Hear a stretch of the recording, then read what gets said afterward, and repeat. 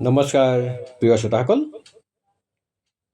ইন্দ্ৰাণী শৰ্মা পাঠক বাইদেউৰ মান্যতাৰ আজি ২৭তম খণ্ড। क्या मौसम है ये दीवाने दिल, अरे चल कहीं दूर निकल जाइए। It's be what to do? What to do?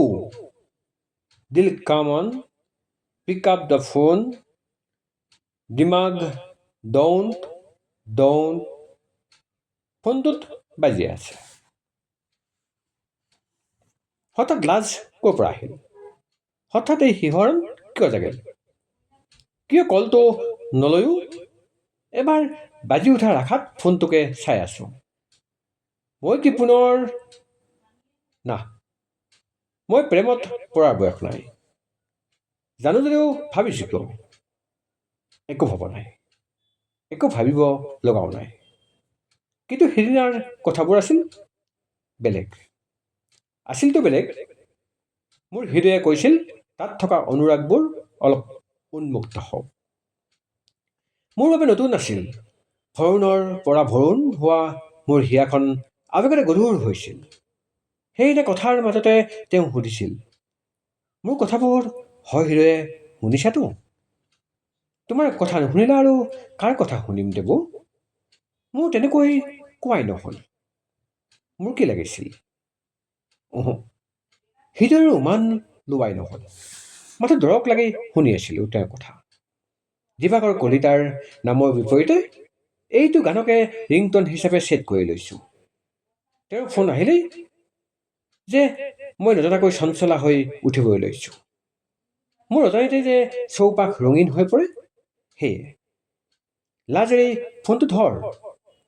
কোনে ক'লে কাণত? কোনো নাই ওচৰত। মই এতিয়া মইজনীৰ কথাও নুশুনা হ'লো দেখোন। ফোনটো বাজি বাজি নবজা হ'ল। কল বেক কৰিবলৈ গৈ বুকু ধক ধক কৰি উঠিল। নকৰিলোঁ। কি হৈছে এইবোৰ মোৰ লগত? এইবোৰৰ পৰিণতি কি? মই জানো এনেই আহিছে এনে প্ৰশ্ন মনলৈ। সকলো প্ৰশ্নই এটা উত্তৰৰ অপেক্ষাত নাথাকে। সকলো ঘটনাও এক পৰিণতিৰ অপেক্ষাত নাথাকে। কিয়নো পৰিশীলিত গতি থকা ঘটনাবোৰ কোনো পৰিণতিৰ মেহতাজ নহয়। মই এই কথাও জানো। হৃদয় হ'বলৈ সংযোগ নালাগে, সম্পৰ্ক গঢ়িবলৈ সেন্দুৰ নালাগে। আমাৰ এই সম্পৰ্ক এনেকৈয়ে ধুনীয়া। ৰুমতে মোবাইল এৰি মাৰ ওচৰ পালোহি। জুনু আৰু মা পিছফালৰ সৰু বাৰাণ্ডাখনত বহি কথা পাতি পাতি কঁঠাল গুটি গুচাই আছে। মোক দেখি জুনুৱে ক'লে, ভিতৰত ফেনৰ হাৱাবোৰ কিমান যে গৰম হৈ গৈছে খুৰীদেউ। বোলে এইখিনিতে ভাল লাগিব বুলি মই লৈ আহিছোঁ খুৰীদেউ। জুনুৱে নাতিনাকৰ কথা মাৰ আগত কৈ কৈ আপোন পাহৰা হৈ আছে। মন নাথাকিলেও তাই সঘনাই জীয়েকৰ ঘৰলৈ গৈ নাথাকে। জগত ঠাকুৰৰ ঢুকুৱাৰ পাছৰ পৰাই আজিকালি মন গ'লে পাক এটা মাৰি আহে। বুজিছে বাইদেউ, শাহুৱেকজনীয়ে এতিয়াও আমাৰ মাতুৰ হাতে ভাত নাখায় হেৰৌ। দাইল ভাজিকণ খায় বাৰু। এনে একেবাৰে থিয়ৈ থিয়ৈ সৰগলৈ যাব। খঙতে মাৰ হাতৰ কঁঠাল গুটি তিয়াই থবলৈ অনা পানীটো বাতিত নপৰিলেই। মাৰ খং দেখি জুনু আৰু মোৰ হাঁহি উঠি গ'ল। মাৰ দৰে গোটেই মানুহবোৰৰ মনবোৰ হোৱা হ'লে। কোমল ঘৰত নাই। দেউকাত আশ্ৰয় দিয়া বৃদ্ধ দুগৰাকীক ওচৰৰ বৃদ্ধাশ্ৰমখনত থবলৈ গৈছে। মই পেটৰ বিষত মাহৰ এই দুটা দিনত বৰ কষ্ট পাওঁ। বিশেষকৈ দ্বিতীয় দিনা পৰাপক্ষত ঘূৰা মেলা কৰিবলৈ নাপালে শান্তি পাওঁ। ছোৱালীকালৰ এই বিষটো এতিয়া সিমানকৈ নাই যদিও ভয়টো আগৰ দৰে থাকিল। অৱশ্যে কালি গৈ সকলো চোৱা চিতা কৰি আহিছিলোঁ। এগৰাকী পুতেকৰ হেনো শিক্ষকৰ চাকৰি আছে। সেই শিক্ষকে আনক কি শিক্ষা দিব যি নিজৰ মাকক মাৰ ধৰ পৰ্যন্ত কৰিব পাৰে। পুত্ৰ স্নেহত গদগদ হৈ থকা মাতৃগৰাকীয়ে আকৌ কয়, সি বেয়া নহয়, বোৱাৰীয়ে লগাই লগাই বেয়া কৰিছে। আনগৰাকী গিৰিয়েকৰ অত্যাচাৰত থাকিব নোৱাৰি অতিষ্ঠ হৈ ঘৰ এৰি অহা নাৰী। জীয়েকৰ বিয়াৰ পাছত তেওঁ নিজৰ ঘৰ এৰে। আগতে এৰিলোহেঁতেন তেওঁক, অকল ছোৱালীজনীৰ বিয়াখন নহ'ব বুলিহে সহি আছিলোঁ ইমান বছৰে, বুজিছা, তেওঁ কান্দি কান্দি কৈছিল। বাছ ষ্টেণ্ডৰ ওচৰতে বহি মুখেৰে বিৰিবিৰাই কিবা কিবি কৈ থকা মানুহগৰাকীয়ে ক'লে আহিছে সিও নাজানে, মাত্ৰ নিজৰ ঘৰখনত আৰু নাথাকে বাবেই গুচি আহিছে আৰু ইয়াত ওলালহি। অতনুদাই সোধা পোছা কৰি নিজৰ গাড়ীৰে দেউকালৈ লৈ আনিছিল। বহুত দুখ লাগে এই কথাবোৰ শুনি। নাৰীয়ে নিজৰ ঘৰতে কিমান সহিব লগা হয়। শেষত ঘৰ এৰি যোৱাৰ বদনামো জাপি দিয়া হয় সেই নাৰীগৰাকীৰ ওপৰতে। বৃদ্ধাশ্ৰমৰ লগতে যোগাযোগ কৰা, খা খৰচ, মেডিকেল চেকআপ ইত্যাদি কামখিনি দেউকাৰ ফালৰ পৰাই কৰা হৈছিল। কাৰোবাক য'ত সামান্য সহায় আগবঢ়াব পাৰিলেও মনটো সুখেৰে দেখোন ভৰি থাকে। দেউকাৰ যোগেদি অসহায়কজনক যি সামান্য সহায়ৰ হাত আগবঢ়াব পৰা গৈছে, সেয়া অতনো আশ্চৰ্যৰ দৰে কেইবাজনো মহানুভৱে সহায় কৰাৰ ফলতে সম্ভৱ হৈছে। জয়া বাইদেউ দেউকাৰ সক্ৰিয় সদস্য হোৱাৰ পৰা মোৰ যথেষ্ট সুবিধা হৈছে। আজি তেওঁৰ লগতে কোমলো গৈছে। কোমলৰ এই কামবোৰত আগ্ৰহ দেখি মায়ে বৰ সন্তোষ পায় যদিও মনতে ভয় খায়। বিয়া সম্পৰ্কে কোমলৰ সদায় নেতিবাচক মন্তব্যৰ বাবে মায়ে ভাবে কিজানি তাই সমাজ সেৱিকা হৈ ৰৈ যায়। জানোচা তাইৰ বিয়া বাৰু নোহোৱাকৈ থাকিব। মইহে হেনো পাৰিম তাইক এই নেতিবাচক ধাৰণাৰ পৰা মুক্ত কৰিব। মানে ঘূৰি পকি মা আহি মোৰ বিয়াতে পৰেহি। দুদিনমান তলকা মাৰি থাকিলেও সুবিধা পালেই পুৰণি বেমাৰে উক দিয়াৰ দৰে এই প্ৰসংগটো মায়ে উলিয়াইহে এৰে। জীয়েকৰ এই বিয়াৰ বয়স কাহানি বাই উকলিল। মাৰ হয়তো মনলৈকে নাহে।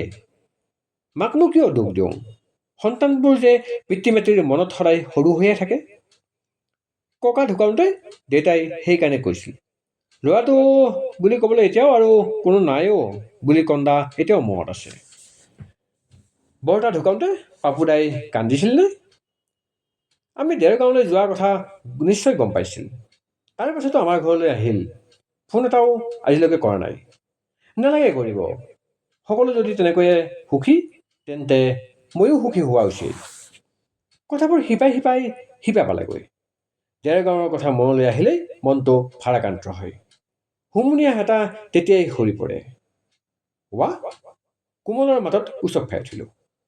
বিংগৰ পেকেটটো মোৰ হাতৰ ওচৰত ৰাখি ওলাই গ'ল। কামবোৰ ঠিকে ঠাকে হ'লনে? ইমান দেৰি তাতে হ'লনে? এইবোৰ সোধালৈ নৰলেই। কিনো ভাবি আছিলানে? এনে হোৱা হ'লে মোৰ কাষতে বাগৰি মোৰ হাত এখন তাইৰ মূৰত লগাই দি আৰাম লৈ লৈ কি কৰিলে এফালৰ পৰা কৈ গ'লহেঁতেন। মোৰ হাতখন ৰৈ গ'লেই নিজেই লৰাই দি হ'লেও তাইৰ চুলিবোৰত মৰম বিচাৰিলেহেঁতেন। হঠাৎ কিহৰ জানো ইমান চিন্তা সোমাল তাইৰ মূৰত। অনুভৱতে কিবা এটা ভাবি থাকিবই লাগিব নেকি? বিংগ খা না, হয়তো মইজনীৰ কথাটো মানিবলৈ মন গ'ল। একো নাভাবোঁ। মচং মচং মচং, বিংগ মেড এংগল। নজরানা ভেজা किसी ने प्यार का, ओ नजराना, to my adorable friend from Devo, guitar, oh my godness. তুমি গিটাৰ বজাবলৈ শিকিছা? দেৰি কৰিলি ন? কি হৈছে কোৱা? শিকাৰ বয়স কিবা থাকে নেকি? তোমাৰ হাজাৰ অজুহাত মোৰ পৰা আঁতৰি থকাৰ। মোৰ অজুহাত তোমাকেই বিচৰাৰ। মোৰ সকলো অজুহাত ধৰাশায়ী হৈ তোমাৰ এনে কাণ্ডবোৰত। Thank you very much for your enormous love and support. Phone চোন নধৰা হ'লাতো, গতিকে গীটাৰকে অস্ত্ৰ হিচাপে লৈছোঁ আৰু। AK-47তকৈও সাংঘাতিক অস্ত্ৰ দেখোন। লিৰিকেল সন্ত্ৰাসবাদী। দ্য গ্ৰেট ৰশ্মি পৰাশৰ ওৰফে মানুহৰ হৃদয় ধৰাশায়ী কৰিব পৰাটো জানো সাধাৰণ কথা? সন্ত্ৰাসবাদীজনৰ এই বিশেষ অস্ত্ৰবিধৰ মিনিমাম জ্ঞান থকাটো বাধ্যতামূলক বুলি এই অধমে জানে। মোৰ বাবে গীটাৰ শিকিছা? নহয়, মোৰ এক্সৰ বাবে। এক্স কি? Y, Z চবকে বজাই শুনাওঁ। কি যে সোধা বুলি চাগে তোমাৰ এক্স তাইকো কেতেকী ফুল দিছিলা নহয়? সেইজনীক দেখোন পলাশে নাই নিছিল। চ' তোমাৰ দুখ থাকি গ'ল ন? ইমান ব'ৰ কৰিব পৰা নহয়। চিম্পলি তোমাৰ ফেভাৰেট ৱৰ্ড বাইটো কৈ দিলেই হ'ল ন। হোৱা অফলাইন বুলি ক'বলৈ কিয় পাইছিল মোৰ? এতিয়া মিছামিছি বেয়া পালেনে? না, বেয়া পোৱা নাই, অভিমান। ৰেকৰ্ডটো বাৰে বাৰে শুনিছোঁ। ভাল লগা কিবা এটাই মেৰিয়াই ধৰিছে মোক। হোৱা বুলি ক'লেই এতিয়া শুওঁ কেনেকৈ? ইমান মৰম তোমাৰ মোলৈ? কি পাইছা? পাবা কি? নকৰিবা মোক ইমান মৰম। এটাই প্ৰাৰ্থনা, কুশলে থাকা মোৰ অভিমানী বন্ধু। আজিলৈ শুভৰাত্ৰি। প্ৰিয় শ্ৰোতাসকল, এয়া আছিল মান্যতাৰ ২৭তম খণ্ড। ধন্যবাদ।